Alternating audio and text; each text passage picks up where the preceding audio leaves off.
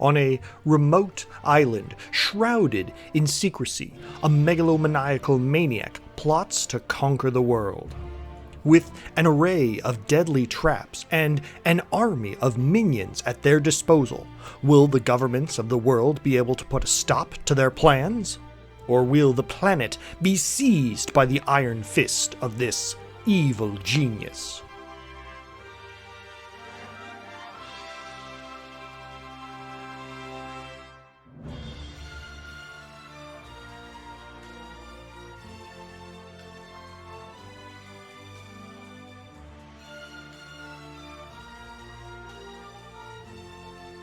Evil Genius is a simulation and management game. In it, you take on the titular role as a criminal mastermind, who is tasked with building and fortifying your island lair so that you can eventually construct a doomsday weapon and further your plans of world domination.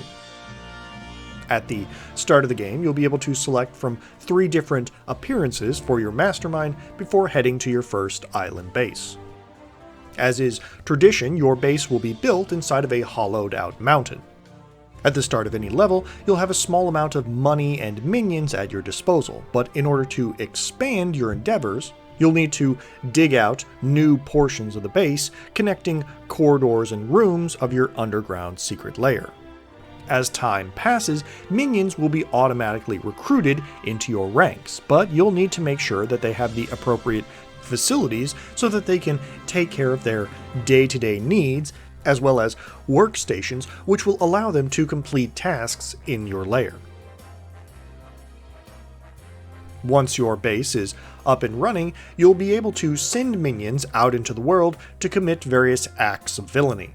Most of the time, your minions will be stealing money, art, or treasures which will increase your reputation. They can also steal valuable equipment that you need for your base, or kidnap individuals such as scientists which you need to advance your secret projects. Be warned though, performing acts of villainy and increasing your reputation will alert the world governments, and they will eventually send investigators to your island to try and figure out what you're up to. If they consider you too much of a threat, they may even send groups of soldiers to try and find and eliminate you once and for all. Stealing money and resources will eventually allow you to expand and upgrade your lair, as well as complete various objectives on your path to world domination. As your evil grows, you'll eventually be able to outfit your lair with new items and traps, as well as recruit different types of minions. You can even unlock henchmen, powerful and dangerous individuals who will do your dastardly bidding. And you'll need these henchmen too, as the world governments may eventually send powerful super agents to take you out before your plans come to fruition.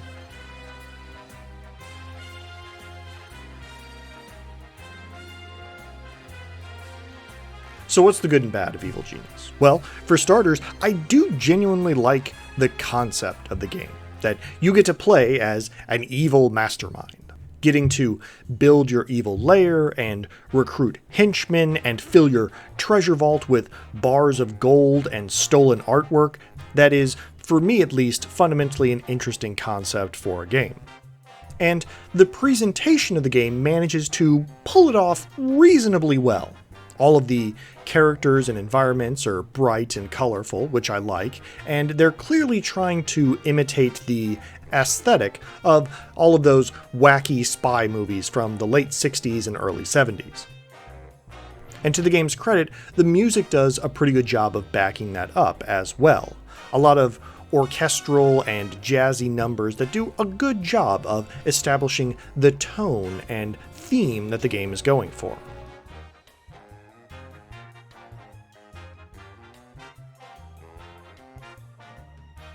Unfortunately, once you start digging into the mechanical and gameplay aspects of it, things start to fall apart fairly quickly. Now, on the surface, the base building elements are fairly functional. It's a simple process to dig out rooms, link up corridors, organize items and inventories.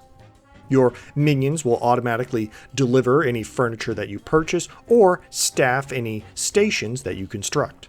The interface allows you to quickly link up traps and security systems, and once you get your base running, there's actually very little micromanagement that you need to take care of. Although, ironically, that's because your base isn't even where most of the action happens. Truth be told, the world map is where most of your villainous activity takes place, with your lair being primarily a recruitment point for minions, as well as a storage location for your collected treasure and money. And that is unfortunate, because the world map is very boring. All it is a map of the world with some geographical regions, and some of these regions have pinpoints that represent crimes you can commit. And when you want to take on one of these tasks, what you do is first select the region, send some of your minions to that location, then hit the start button on the objective, and that's it. Once that's done, you just wait for it to finish. I mean, I guess you could sit there and watch the countdown timer go, but this is the primary activity of the game. This is how you accomplish your story missions, this is how you complete your side objectives, this is how you steal valuable treasures and artworks. And what I've just described is the entirety of your interaction with it. You allocate your minions to one of the regions, and then you start a countdown timer, and then that's it.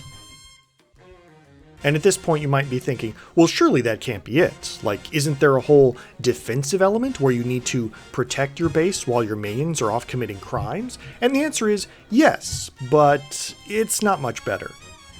As I mentioned before, as you complete objectives and increase your reputation, the world governments will start to send agents to your island. At first, these might just be spies and saboteurs, but eventually they might be assassins who are trying to eliminate you. To the game's credit, it does provide you with soldiers and traps and distractions that you can use to protect your base.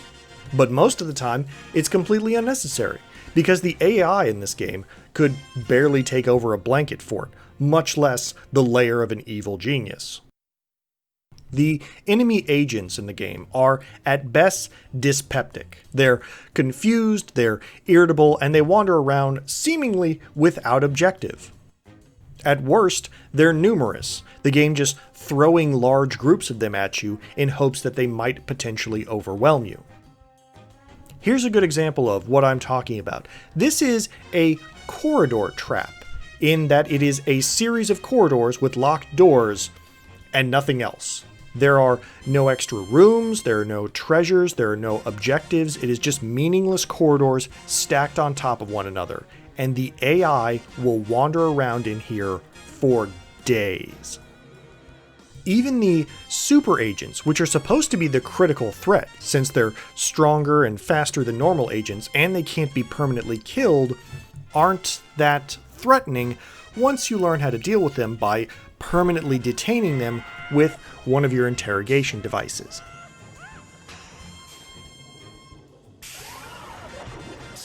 And it's not much better on your end either. Your regular minions cannot be directly controlled. They only respond to tasks.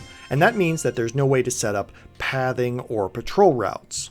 And because of that, you can actually sit there and watch your own units let enemy agents into the base simply because they're opening doors automatically that the enemy agents are standing next to.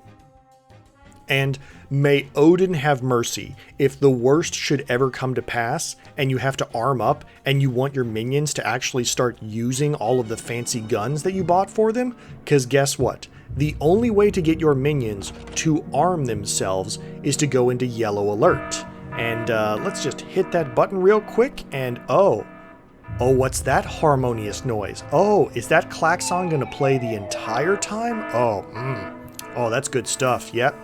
Can't imagine that would ever get old. So, by this point, yeah, things don't look great.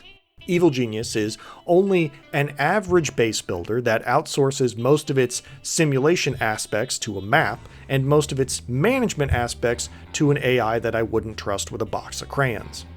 And yet it gets worse, because beyond the frustration, beyond the confusion, it's really the tedium of the game That's the most damning thing about it.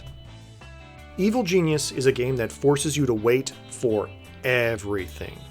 And at first, it seems reasonable. If you want to build a new corridor, you have to wait for your worker to run outside, pick up some dynamite, and then run back inside and set it off. If you want to furnish a room, you have to wait for each item to be delivered individually. And if you want to recruit a minion of a better class, you have to wait for his training to complete. But then you get to the world map, which, remember, is a big part of the game's mission activities. In order to complete an objective on the world map, first you have to select the country, allocate the units, then wait for those units to run outside, hop into a helicopter, wait for the helicopter to take off, wait for the helicopter to deliver those units to the selected region, and then finally wait for those units to actually complete the individual mission.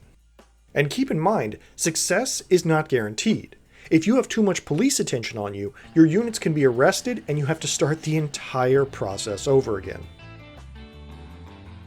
And that's not even the worst example. This game has one of the worst research subsystems that I've ever seen. Basically, this is how it works. First, you build your lab and recruit some scientists.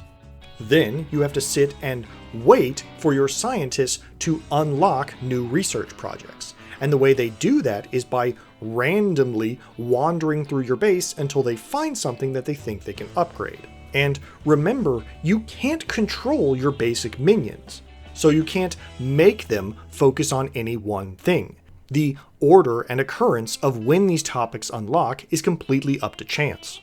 Once you have a topic unlocked, you then select one of your science devices for your technicians to use on the project. Then you wait again for your scientists to actually carry out the research and give you the results. Except that you might not get any results because the research can fail if you don't use the right equipment, and the only way to make sure that you use the right equipment is to spend extra money. And this is just a miserable experience, even more so because it's a huge part of the second half of the game. A lot of your time is divided between stealing items from the world map so that you can then research them in your laboratory. And to even be in the situation where you're having to wait for projects to randomly unlock so that you can wait for them to be finally completed, except that you have to spend money to make sure that they're completed correctly in the first place, and that's where I draw the line. So yeah, Evil Genius is ultimately very disappointing. It's one of those games that I tried to play like 2 or 3 times and just never got into, but I still really wanted to like it just because of the concept. And then when I did finally just sit down and play it, my only reward was a deeper understanding of how fundamentally tedious and frustrating it actually was. If you only had to judge the game on its base building, it would probably be okay. Unfortunately, every other element of the game, whether it's the confusing AI or the dull map management or the just plain awful research system, all of those seem to have been designed to just leech time and energy out of you, the player. I would give Evil Genius 1 out of 4 stars, and I would not recommend it to anyone. Even for hardcore fans of building and management simulators, this game demands way too much patience compared to what it's actually able to deliver. Alright, well, thanks for sticking around this long. It's strange times out there. You make sure to take care of yourself. Till next time.